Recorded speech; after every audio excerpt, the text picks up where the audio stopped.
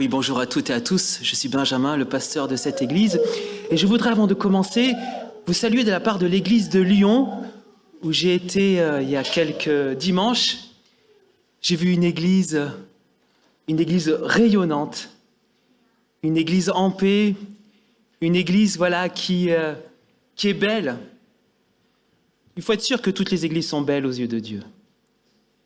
Mais je voudrais vous saluer aussi, l'église de Lyon vous salue chaleureusement, et notamment Frédéric et Élodie et les enfants.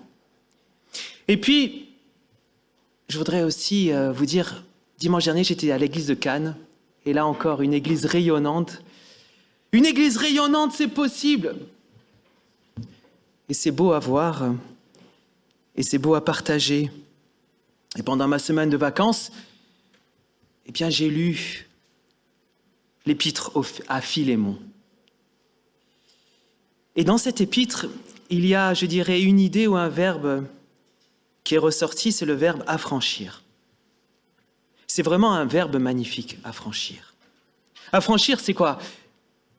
C'est pas que poser un timbre sur une enveloppe, ce que l'on fait de moins en moins d'ailleurs. Tout se passe maintenant par email ou par version électronique, ce qui n'est pas plus mal, mais voilà. Mais affranchir, dans la bouche de Paul à Philémon, c'est libérer. Libérer. Et je crois que c'est à cela que Paul nous appelle, mais d'abord, il appelle Philémon, cet homme du 1er siècle, à vivre ce verbe. Alors, je nous invite à accueillir cela par la lecture du texte, une partie de cette petite lettre. Mais avant d'écouter la parole, on va prier ensemble. On veut prier ensemble. Dieu notre Père, quelle joie d'être en ta présence. Quelle joie aussi d'être à l'écoute de ta parole, parce que tu es un Dieu qui parle. Et Seigneur, viens, nous voulons ouvrir nos cœurs à ta parole. Alors libère-nous, Seigneur, par ta parole. Accompagne-nous, transforme-nous par ta parole, car ta parole est vérité. C'est au nom du Christ que j'ai ainsi prié. Amen. C'est Paul qui parle à Philémon. C'est pourquoi, même si en union avec le Christ, j'ai toute liberté de t'ordonner ce que tu dois faire, je préfère t'adresser une demande au nom de l'amour. Tel que je suis, moi, Paul, homme âgé, et de plus maintenant gardé en prison à cause de Jésus-Christ, je te supplie pour Onésime.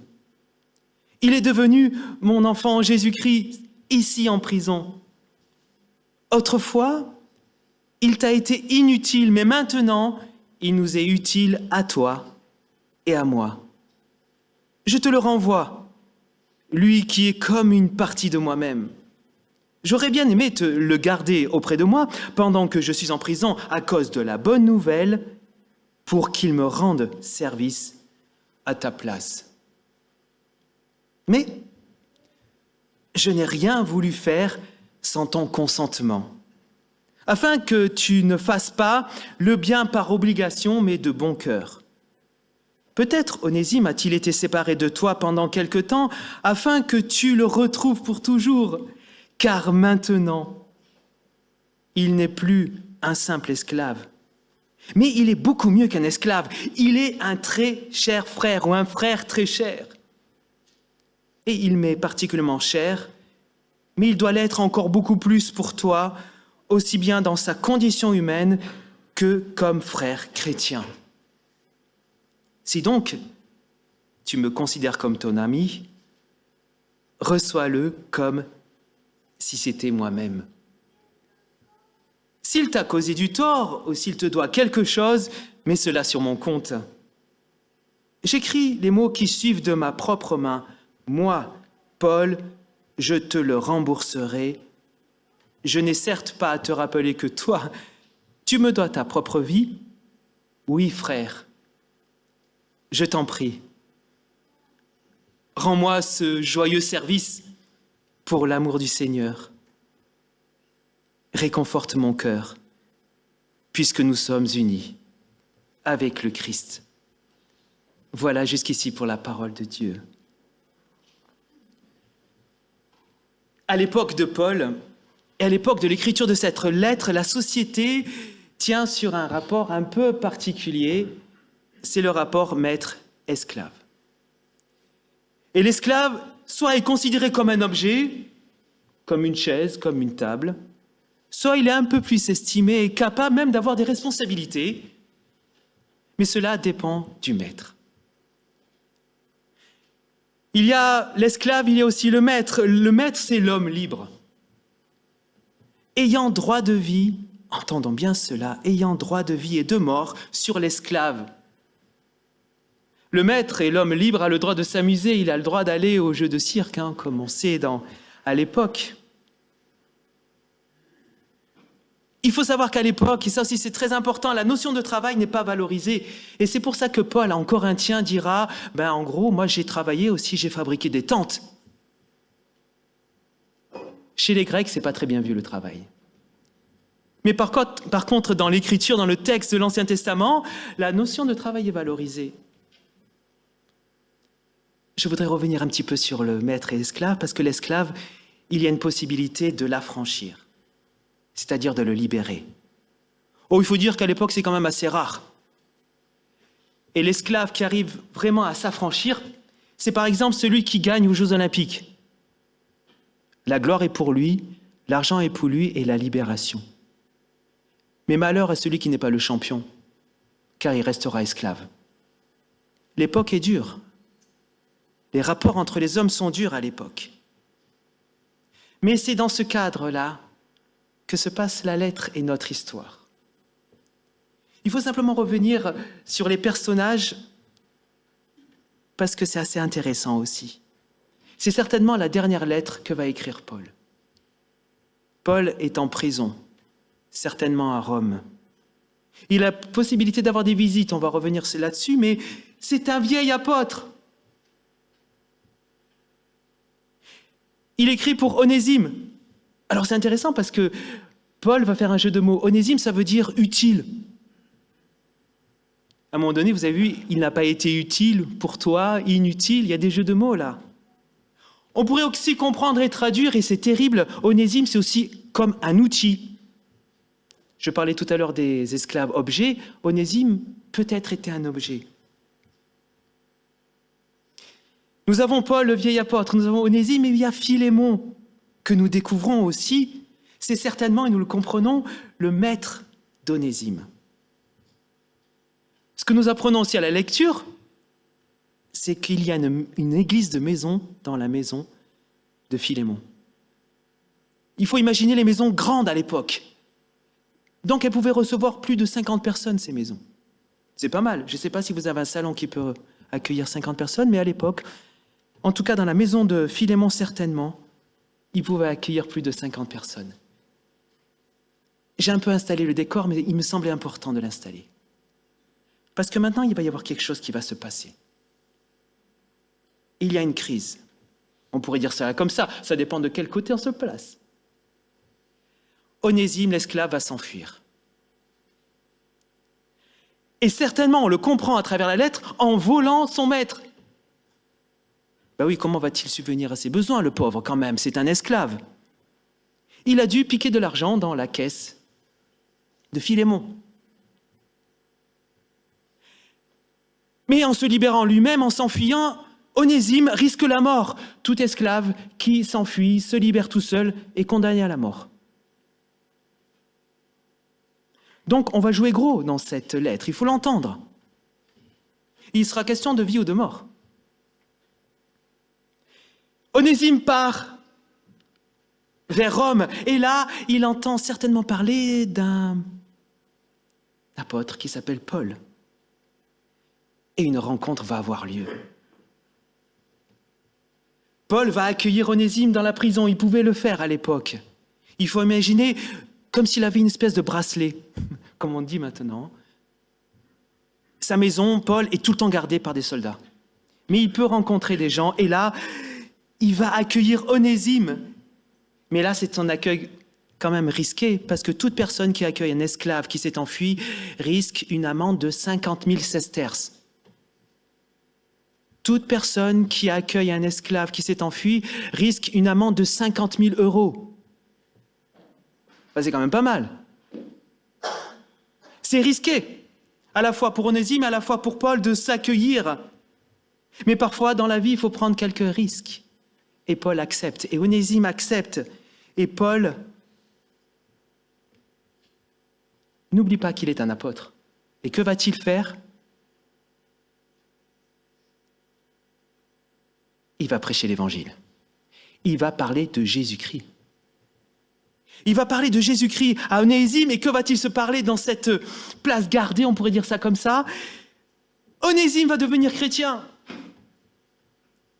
Quelle libération pour lui, n'est-ce pas ? Et là, Paul, il aurait pu prendre sa plume et écrire à Néron, l'empereur de l'époque, et faire une révolution, protester. À bas l'esclavage, vive la liberté. Néron, empereur, libère tous les esclaves. Paul, il va être plus intelligent que je me le montre là. Chacun son truc.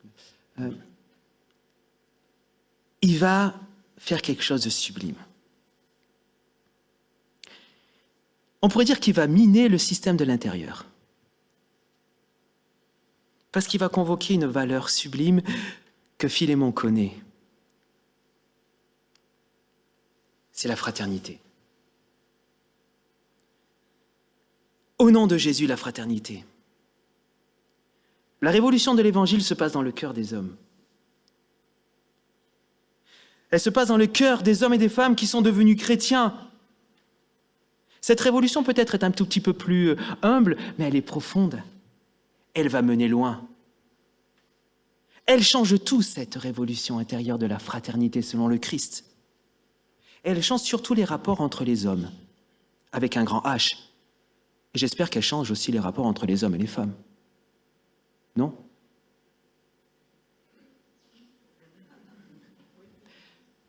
Je fais une petite parenthèse, peut-être pas. Mais il faudra qu'on travaille sur ça encore. Hein. Et oui, il faudra qu'on travaille sur ça encore.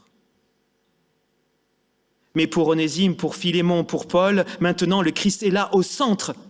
Et les relations entre les hommes, entre esclaves, maîtres, sont devenues nouvelles parce que fraternelles, car maintenant, en Jésus, Philémon, Onésime, Paul sont tous fils du Père. Frères du Christ. Et donc ils sont frères. Cette révolution s'appelle fraternité au nom de Jésus. Il faudra s'en rappeler parce que c'est essentiel, la fraternité selon le Christ. Et Paul va démontrer que la fraternité commence d'abord par un renoncement. C'est ça qui est fou. Paul, et nous l'avons lu, parle à un frère. Va-t-il convoquer son autorité d'apôtre ? Non. Il ne convoque pas son autorité d'apôtre pour parler à son frère Philémon de son frère Onésime. Le texte nous le dit, c'est une traduction possible, mais vérifiée. Il va supplier Philémon.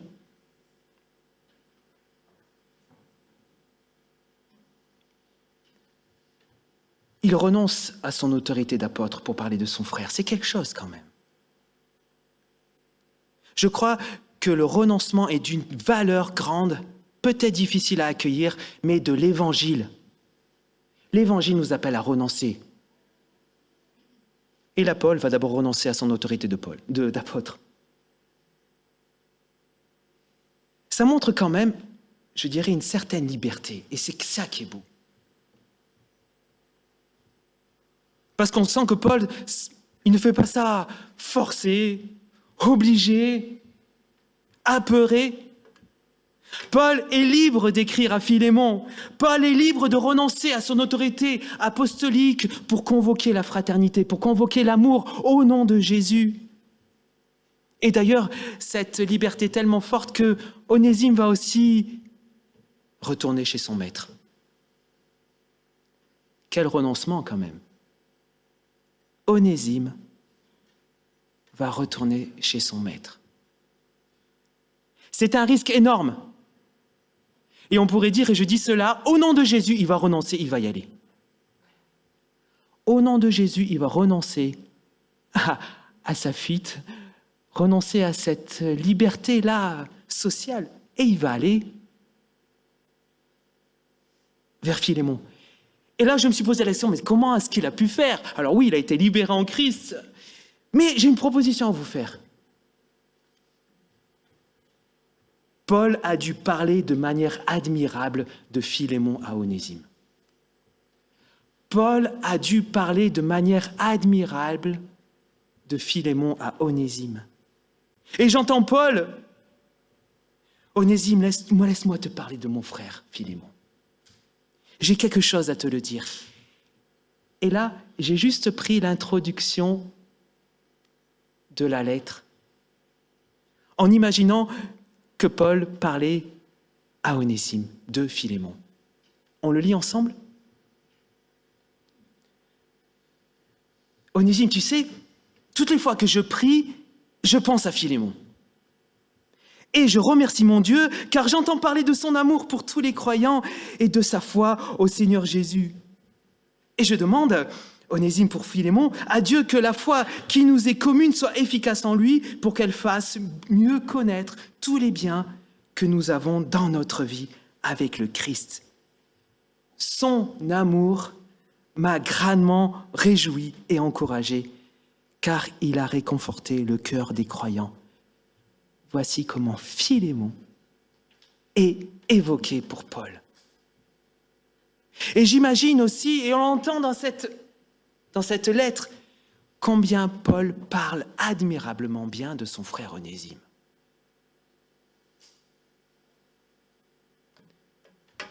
Paul veut, je dirais, élargir l'espace des tentes, de la tente de Philémon, de la tente d'Onésime. Paul veut offrir à Philémon un nouveau frère. Et Paul veut offrir aussi à Onésime un nouveau frère qui est Philémon. Car pour Paul, Philémon a une occasion de montrer à tous qu'est-ce qu'être un chrétien. Eh bien, pour Philémon, être un chrétien, c'est affranchir.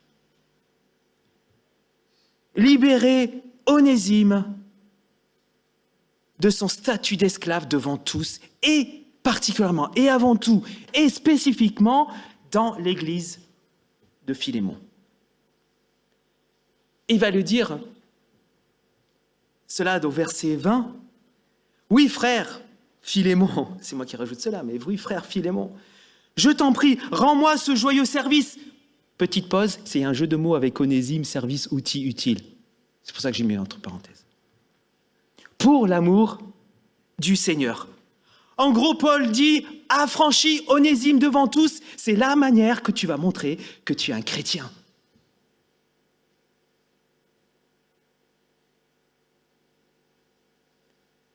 Proclame devant tous et confesse, on pourrait dire, Onésime est libre, Onésime est un frère, Onésime est mon frère. Ce sera ta manière de montrer la foi, ta foi, pratiquement, de vivre ta foi devant tous. D'où le titre que je vous ai proposé, « Heureux celles et ceux qui affranchissent ». Ce texte nous rejoint, je l'espère. Mais vous savez que les chrétiens de par le monde, qu'ils soient catholiques, protestants, eh bien, ils commencent cette période qu'on appelle le carême. Vous avez entendu parler de cela? Alors, je ne sais pas si vous savez, mais il y a un carême protestant aussi. Qu'est-ce que le carême? Il faut faire un tout petit peu de pédagogie, il me semble quand même. Rapidement, c'est se préparer à Pâques. Dans 40 jours, Pâques. Dans 40 jours, l'extraordinaire de Pâques va être rappelé dans toutes les églises. Mais si on lit les évangiles, on remarque quand même que Jésus va dire avant Pâques, le Fils de l'homme doit souffrir, mourir et ressusciter. Et là, on s'aperçoit que les disciples ne comprennent rien. Mais vraiment. Vraiment. Je veux dire, dans un texte, à un moment donné, Jésus dit ça, et puis en chemin, ils disent, mais c'est qui le plus grand? Ou alors, Jacques, Jean, est-ce que je peux être juste à côté de toi quand tu seras dans ton royaume, quoi? Jésus vient leur dire, je vais mourir et je vais ressusciter. Vous comprenez que les disciples ont eu besoin d'une conversion, n'est-ce pas? Il en est de même pour nous. Et là vient la question, quelle conversion? Je peux nous laisser réfléchir quelques instants. Mais voilà qu'au groupe du jeudi, nous méditons sur la fraternité. Ça tombe bien. Nous méditons sur la fraternité qui se passe entre Caïn et Abel, Ismaël et Isaac. Franchement, point de vue fraternité, les gars, peut mieux faire. Et si c'était là notre prochain lieu de conversion, la fraternité? Je crois que nous avons du mal à la vivre. Il faut accepter cela. Mais pas s'en résigner. Ô Seigneur, viens convertir nos cœurs. Viens élargir nos cœurs pour que nous puissions accueillir celles et ceux déjà dans l'Église qui ont été libérés par toi. Et ce matin, j'entends l'apôtre Paul, je vous dis cela, je vous en supplie, pour vivre une fraternité, affranchissez. Je crois que nous sommes appelés comme Philémon à affranchir. Affranchir, qu'est-ce que cela voudrait dire? Affranchir en carême, conversion, c'est d'abord, convertir notre regard.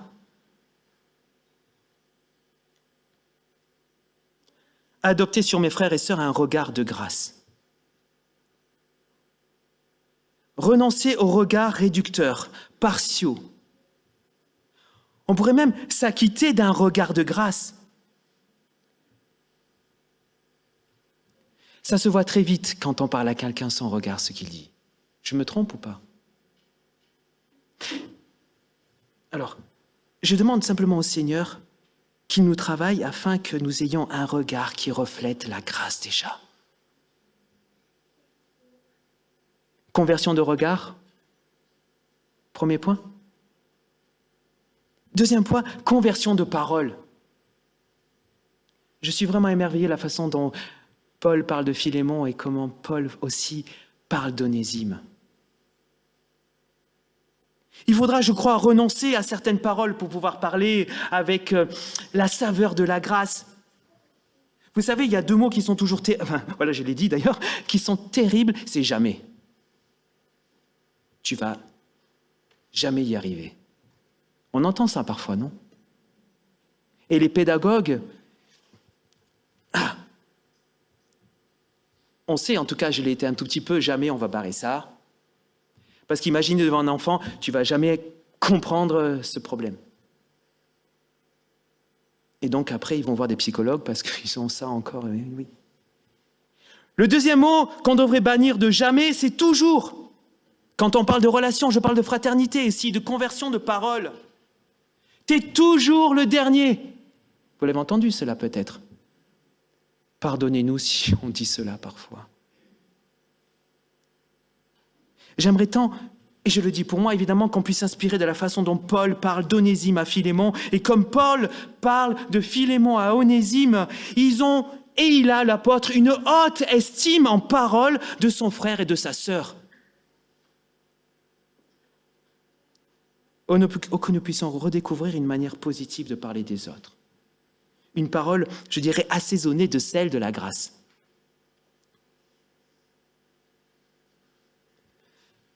Regard, parole, encore un point, ça va?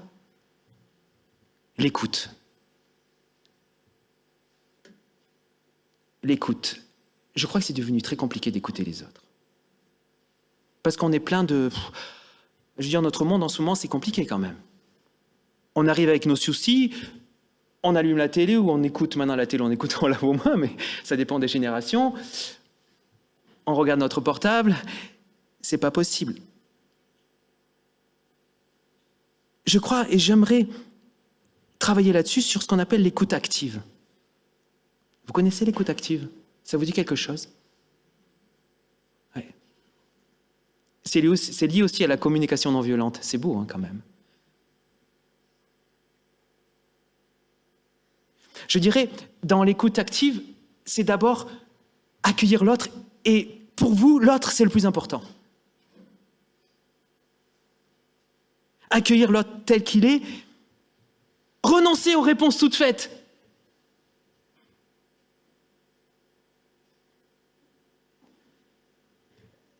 Se laisser surprendre par l'autre.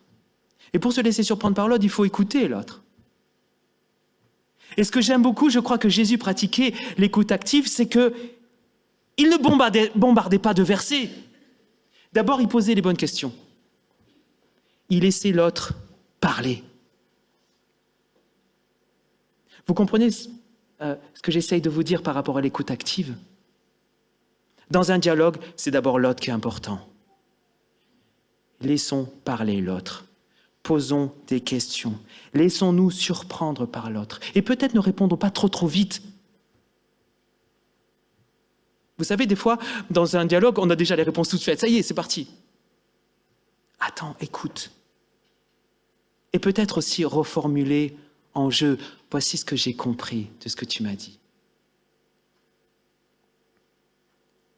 Frères et sœurs, la conversion de regard, de parole, d'écoute montrera aux autres qu'ils sont précieux, non seulement aux yeux de Dieu, mais aussi à nos yeux. Et je crois que cela se verra. Cela se percevra, cela s'entendra, et là, une confiance naîtra, et c'est là que nous allons pouvoir pratiquer ce que j'appelle affranchir, libérer. Et là, peut-être vous me dites, mais dans quel but?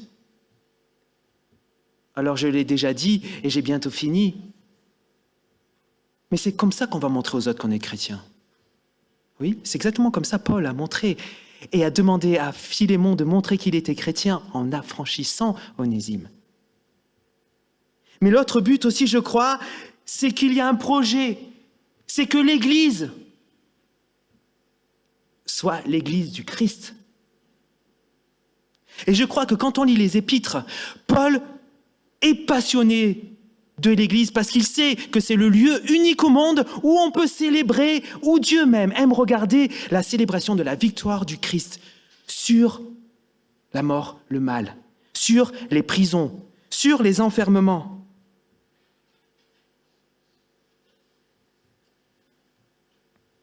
Et il y a un lieu où la fraternité peut être, je dirais évangélisée, j'ose ce terme, c'est dans les